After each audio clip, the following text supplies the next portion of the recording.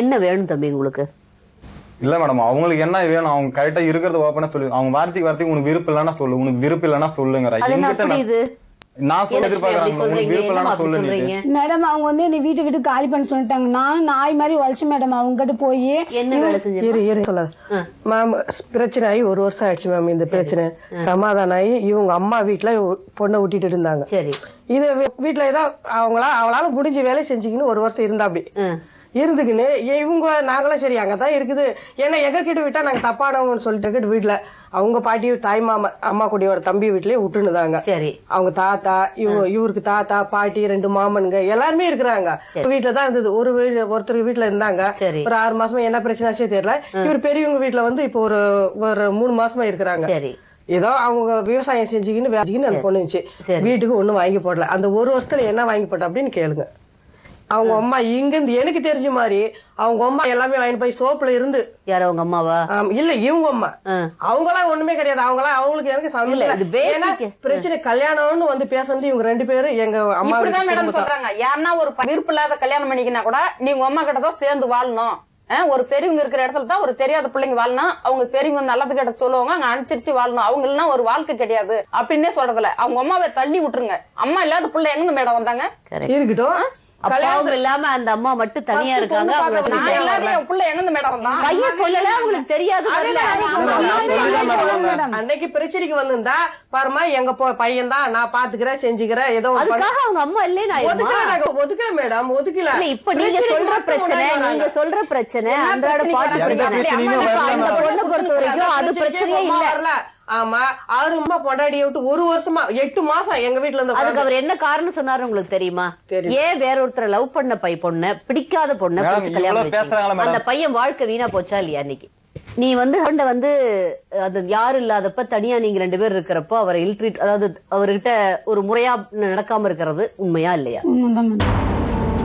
இன்னசென்ட்டா இருக்குது, ஓப்பனா உண்மை கேளுங்க மேடம். இது என்னன்னு அவங்க போன் பண்ணா நான் எவ்வளவு ஆசையே பண்ணுவோம் தெரியும். அவங்க 1 மாசம் 2 மாசம் விட்டு தான் வருவாங்களே. இப்படி அடுத்த வீட்டுல விட்டுட்டு என்ன காரணத்துக்காக அப்படி உன்னை விட்டு போறாருன்னு நினைக்கிறேன் நீ? அவருக்கு வேற எந்த பழக்கமும் இல்ல, வேற எந்த முடிவும் இல்ல. அவருக்கு வந்து வேற உன்னை விட்டுட்டு போய் இப்ப உடனடியா அவர் சாதிக்கிறதுக்கு அவருக்கு எதுவும் இல்ல. எனக்கு நிம்மதி வேணும், எனக்கு ஃப்ரீயா இருக்கணும் தான் அவர் கேக்குறாரு. இருக்கட்டும், 2 மாசம் 1 மாசம் 3 மாசம் வரைக்கும் கூட இருப்பாங்க. 3 மாசம்லாம் கிடையாது மேடம். எக்ஸாம்பிள் ஒரு பிரச்சனை பயமா ஒரு ஊர்ல ஒரு பிரச்சனை வந்துருதுன்னா தொழில் செய்யற இடத்துல வந்து கண்டினியூவா 4-5 நாள் லீவ் போட முடியாது மேடம். முதல்ல அது புரிஞ்சுக்கணும். ஊருக்குன்னு போயிட்டா இவங்க பண்ற பிரச்சனையால கண்டிப்பா மைண்ட் ரிலாக்ஸ் பண்ண முடியாது. அதுலயே ஒரு 10 நாள் இந்த பொண்ணை வந்து ஆக்சுவலி உங்களால ஹேண்டில் பண்ண முடியலன்னு நினைக்கிறேன். ஒரு பொண்டாட்டி அடிச்சு மிரட்டு நானே சொல்லி இவங்க அடிச்சதுக்கு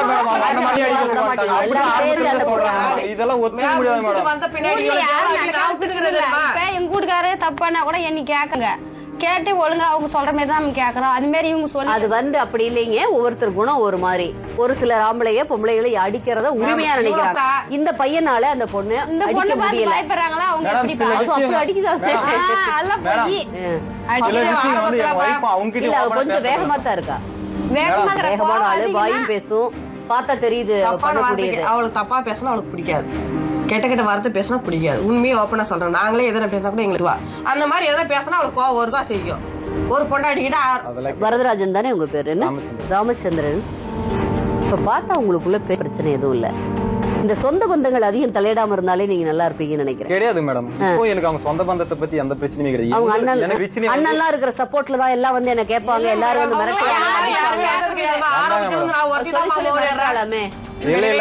வந்து இப்ப நானே கூட எங்க வீட்லயே கூட எங்க அண்ணன் மாதிரி என் புருஷன் ஏதாவது சொன்னா ஏப்பா பாக்குறியா மிரட்டு போ இப்படி அப்படி ஏதாச்சும் ஒண்ணு பேசுவாங்க இல்லையா? வாய் தவறி வர வேண்டிய வார்த்தை பெருசா பண்ணக்கூடாது. அது அவங்க வந்து அது மாதிரி செய்யவும் கிடையாது. இல்ல 8 மாசம் அவங்க வரதுக்கு முன்னாடி அவங்க அண்ணன் போன் பண்ணி நீ மிரட்டினா காலையில உனக்கும் ஓயாளுக்கு தின்னு பாரு அப்படின்னு சொல்லி கண்டிப்பா சத்தியமா மிரட்டினா மேடம். இது உண்மை மேடம். அதே மாதிரி அம்மாட்ட கேட்கலாம். அவங்க 2 பேத்துக்குள்ள இது ஒரு பெரிய பிரச்சனை இல்லை. சின்ன கொஞ்சம் ஒரு கன்சிடரேஷன் இருந்தா நீங்க 2 பேரும் நல்லா வாழலாம். 19 வயசு 25 வயசுல நீங்க பிரிஞ்சிருக்க வேண்டிய அவசியம் இல்ல.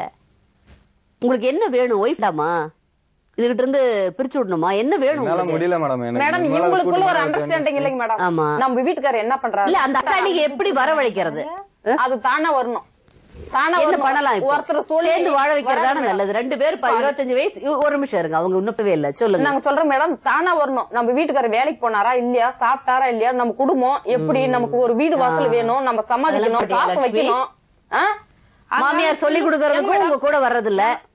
என்னை மாமியாரவே அவ மதிக்கிறதுல அது இருக்கட்டும். நானும் சொன்னோம், நீ ஏன் இப்படி பேசுறேன்னா, எங்க வீட்டுக்கு கூட்டு வந்து எங்க பையன் விடுறேன்னு சொன்னாக்கல, என்கிட்ட வரவனாலும் அவகிட்ட போவானா, அந்த மாதிரி வார்த்தை பேசுறாங்க மேடம். ஏமா இது மாதிரி பேசுற, என்னைய தாயா அப்படின்னு நான் சொல்றோம். ஆமாடி நான் அப்படித்தான் பேசுவோம் அப்படின்னு எங்க அம்மா வீட்டுல இருந்து பேசுறாங்க மேடம். காலை நீட்டி வச்சுக்கின்னு மேடம், நம்ம சொல்றதை கேளுங்க, காலை நீட்டி வச்சுக்கின்னு காலை ஆட்டின்னு இந்த நாயை 15 அடி அடிக்கணும்னு நான் உள்ள நுழையும் போது சொல்றேன். எங்க அம்மா வீட்டுல இருந்து திரும்ப வெளியே எங்க தம்பி பொண்டாட்டி போண்டா சொல்லிருப்பாரு. 2 போண்டா எடுத்து நானும் கேட்டேன். நானு இந்த மாதிரி எங்க அம்மா சொல்ல வேண்டியதுல அவர் வந்து கொஞ்சம் இம்மெச்சூர்டா இருக்கா. நாயேன்னு சொல்றாங்க. ரைட்டுங்க. இப்ப வந்து என்ன 2 பேர்த்தையும் பிரிச்சு வைக்கிறதா என்ன பண்ணலாம்னு நினைக்கிறீங்க? அது அவன் விருப்பம் மேடம். அவன் வாழ்க்கையில நான் ஒரு நாளும் தலையிட மாட்டான். அவன் எந்த பொண்ணுக்கு வந்தாலையும் அது என் பிள்ளைங்க. சரி, அவங்க சொல்றது போய் உண்மையா? நீங்க பேச வேண்டாம் நீ. நான் அந்த மாதிரிலாம் நடந்தது. கால் நீட்டு உட்காரும் மேடம், போய் பூ எடுத்துட்டு காலையில 6 மணிக்கு போயிட்டு திருப்பி சாயங்காலம் 6 மணிக்கு தான் வரும். கிடையாது. வார்த்தைகள் அப்படி மரியாதை இல்லாம எல்லாத்தையும் புருஷனையும் மாமியாரையும் பாக்குறவங்களை எல்லாம் பேசிக்கிட்டு இருந்தா அது உங்களுடைய தப்பு. புரியுதாமா? உங்க அம்மா கிட்ட நீ கூட்டி போன்னு நீ சொன்ன, அதுக்கு கூட்டி போறான். எங்க அத்தை கிட்ட இந்த மாதிரி எங்க அம்மா கிட்ட போறவங்க எங்க அவகிட்ட போறவங்க எங்கிட்ட வருவான், நீ சொன்னையா அப்படின்னு சொல்லி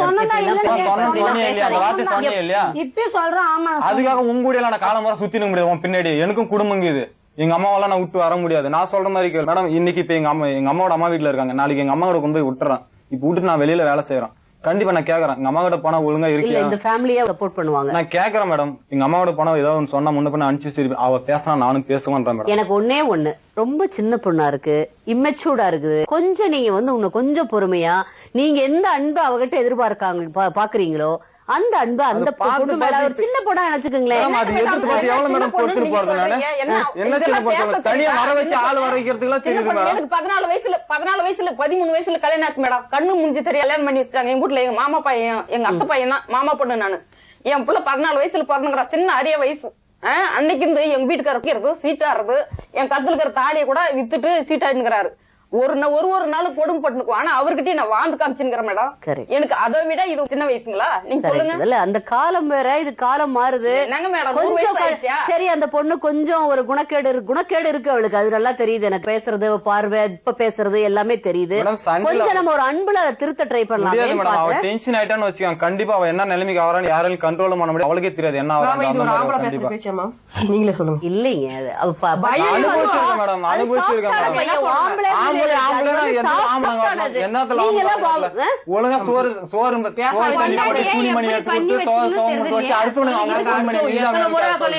பொண்டாட்டி நீ மிரட்டி உடச்சினா கூட நான் கேட்கறேன்.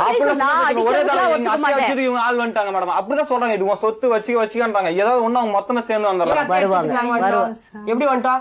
8 மாசம் மேம் இருங்க. 8 மாசம் ஒரு பொண்ணு நீ போய் உங்க அம்மா வீட்டுல இரு, நான் வேலை கட்சி ரூம் பாத்துட்டு வந்து கூட்டின்னு போறேன் சொன்னாலு விட்டு போனேன். பையன் கூட பேச ஒரு வேறத்தை எங்க கூட சொல்லிருக்கலாம் இல்லப்பா.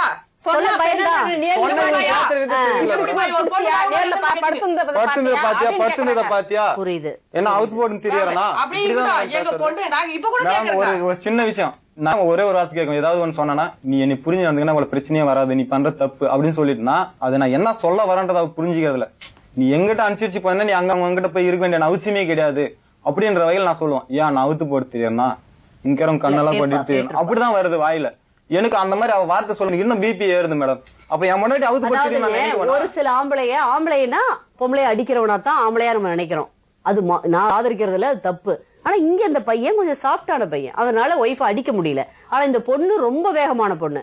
உங்க பொண்ணுடைய தவறுகள் உங்களுக்கு நல்லா தெரியும். இந்த தவறுகளை வச்சுக்கிட்டு அந்த பையன் பயமா இருக்குதுன்னு சொல்ற பையனை எப்படி நம்ம வந்து எங்க பொண்ணு தப்புன்னு சொல்லிட்டு இப்ப கொஞ்ச நாள் திரும்பிக்கிறா, இப்ப பிரிக்க முடியுமா? நீங்களே திடீர்னு வந்து அப்படி இல்லைங்க, திடீர்னு வந்து மறுபடியும் நாளைக்கு அவ வந்து பழைய இதுக்கு போக மாட்டா, மறுபடியும் அம்மிக்கல்ல தூக்க மாட்டான்னு அப்ப அவன் தூங்கிட்டு போட்டா அப்புறம் அவன் பயமா இருக்கும்ல யாருக்கும். 6 மாசம் எங்கேயுமே.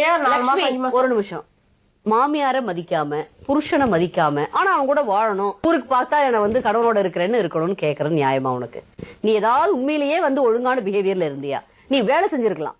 நீ காலையில இருந்து மாடு மாதிரி பாத்துருக்கலாம், நல்ல பொண்ணு நல்ல சம்பாரிச்சு கூட கொடுத்துருக்கலாம், எல்லாம் இருந்திருக்கலாம் உனக்கு. ஆனா வார்த்தைகளை விட்டு விட்டு விட்டு அவங்கள வந்து ஒரு தள்ளி போற மாதிரி பண்ணிட்டு இப்ப எனக்கு வாழ்க்கை வேணும்னு கேட்டா அது நியாயமா? உனக்கு நீ பண்ற தவறு தெரியுதா? நியாயம் வேண்டாங்க, யாரு வேண்டாங்க? அவ போச்சு புரிய கேளுமா, சொல்லுமா. மேடம் அவங்க வந்து எனக்கு குற்றம் சொல்லக்கூடாது, உன்னுடைய தவறுகள். இந்த இடத்துல உங்க 2 பேர்த்தையும் பாக்குறப்ப தப்பு அதிகமா இருக்குது உன் மேல. அந்த பையனை விட இன்னைக்கு வந்து முடியாத பட்சத்துல வந்திருக்காரு அந்த பையன். உங்க அண்ணா பார்த்து பையன் எல்லா பொம்பளையெல்லாம் அடிக்கிற பொம்பளையில வச்சுக்கிட்டு நான் வந்து என்னால எதுக்க முடியல. யாரும் அடிக்கணும், நான் தான் சாப்பிட்டு பிடிச்சி கூட்டிட்டு போய் அவங்க சொந்தக்கார வீட்டுல போது இது பேசினா கிடையாது. நீங்க வந்து 4 வருஷத்து கதையும் ஒவ்வொரு நாள் நடந்ததெல்லாம் பேசினா இந்த ஷோவே பத்தாது நமக்கு. லட்சுமி நீ சொல்லுமா, உன்னுடைய தவறுகள் உனக்கு புரியுதா? உன் மேல எந்த மிஸ்டேக்கும் இல்ல நீயே சொல்ற. தண்ணி போடல, வேற பெண் தொடர்பு கிடையாது, வேற எந்த கொடுமையும் இல்ல. இன்னைக்கும் அவங்க அம்மா கூட இருக்க மாட்டேன்ட்டு அவங்க வீட்டுல இருக்க முடியாதுன்னு சொன்னனால அவங்க பாட்டி வீட்லயும் மாமா வீட்லயும் கொண்டு போய் உட்கார வச்சு உன்னை பாத்துக்கிற அளவுக்கு அவங்களால பண்ண முடியுது.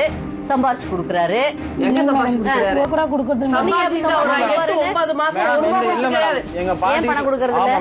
எங்க பாட்டி வீட்டுல கொண்டு போய் விட்டதுக்கு அப்புறம் நான் கொடுக்கல. நான் சொல்றது அவங்க முழுசா கேளுங்க மேடம். இல்ல குடுத்தாங்கன்னு சொல்லிச்சு, வந்து உட்கார்ந்து கொடுப்பாரு பணம். இல்ல ஒரு டைம் 2 டைம் தான் கொடுத்துருக்கேன். அதை நான் உண்மையா சொல்லிடுறேன். எங்க பாட்டி கொடுக்கணும்னு நான் ஃபர்ஸ்ட் சொன்னதே. எங்க பாட்டி சொன்னாங்க, பரமா நீ எங்க பசங்க கிட்ட வேலை செய்யறியா, அவங்க கிட்ட காசு வாங்கிக்க, நான் உனக்கு சாப்பாட்டுக்கு என்ன வேணுமோ நான் வாங்கிட்டு போறேன். எங்க பாட்டி சொன்னாங்க 15 நாள் கூட எங்க பாட்டி கிட்ட. நான் என்ன கேக்குறேன்னா, உன்னை சாப்பாடு போறதுக்கு வழி இல்லாம கொண்டு போய் விட்டுறல. இது உண்மை. நீ ஒரு பொறுப்பு வரணும் உனக்கு. அதுக்காக தான் நாங்க கொண்டு போய் விட்டது. இவன் என்ன பண்ண, அவங்க அம்மா வணக்கம், அவங்க அம்மா அதிகம், அவளுக்கு கொண்டு வந்து செல்லம் அதிகம். அவங்க அம்மாவோட சரி, நீங்க ஏன் கொண்டு போய் பாட்டி வீட்லயே அங்கேயும் இங்கேயும் விடுறீங்க? உங்க கூட வச்சுக்க வேண்டியதானே? நீங்க இந்த மாதிரி பிரச்சனை இருக்கிறதா மேடம் நாங்க கொண்டு வந்து நாங்க கொண்டு போய் விட்டதே நீ ஒரு கஷ்டம்னா என்னன்னு உணரணும். அதுக்காக தான் நாங்க கொண்டு போய் நான் விட்டது. கஷ்டம் உணர்ந்துதான் இப்ப நான் ஆல்ரெடி கிடையாது. எனக்கு அந்த வித்தியாசம் எனக்கு தெரியலையே. உங்க முன்னாடி எல்லாம் நல்லா அந்த பையன் வந்ததுல இருந்து திருப்பி புரிஞ்சுக்காங்க. எல்லாரும் முன்னாடி அப்படிதான் சொல்றா. என்ன பண்ண நீங்க சொல்லு. எங்களுக்கு தெரியாது. இனிமேல் நாங்க வந்து உங்க விஷயத்துல தலையிட மாட்டோம். அவ்வளவுதான். இப்படிதான் மேடம் ஃபர்ஸ்ட்ல இருந்து எல்லாத்தையும் இத்தனை வருஷமா 1 வருஷமா இருந்தா அவங்க பாட்டி வீட்டுல. ஏன்னா இவங்க கஷ்டம் எங்களுக்கு புரிஞ்சு போச்சு. இனிமேல் நான் பண்ண மாட்டேன். எங்களுக்கு ஒரு நம்பிக்கை இருக்குது. உனக்கு நம்பிக்கை வராத போது நாங்க என்ன பண்ண முடியாது. லட்சுமி இவங்களை எல்லாம் மறந்துடலாம். இல்ல எல்லாத்தையும் வெளியே அனுப்பிச்சிடலாமா? நானும் நீ மட்டும் பேசலாமா? கண்டிப்பா நீ எப்படியாவது நீ வந்து இந்த புருஷனை இழக்க நான் நினைக்கிறேன். அதுக்கு நீ இன்னும் நீ புரிஞ்சுக்கணும். நீங்க எல்லாருமே கிளம்புங்க. நீங்க மட்டும் இருக்கும்பா. நீங்க எல்லாருமே கிளம்பு. வெளியே போங்க. நீங்களும் போங்க. சொல்வதெல்லாம்